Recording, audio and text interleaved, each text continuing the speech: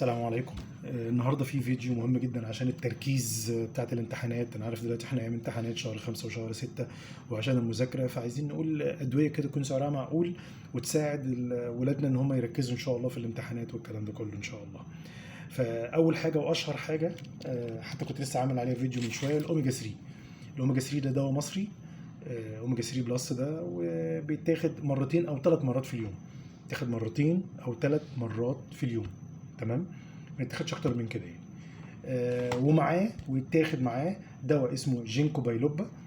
جينكو بايلوبا لو العلبه دي لقيتها هتاخد قرص واحد منها بس في اليوم، لان دي اعلى تركيز جينكو بايلوبا موجود في السوق.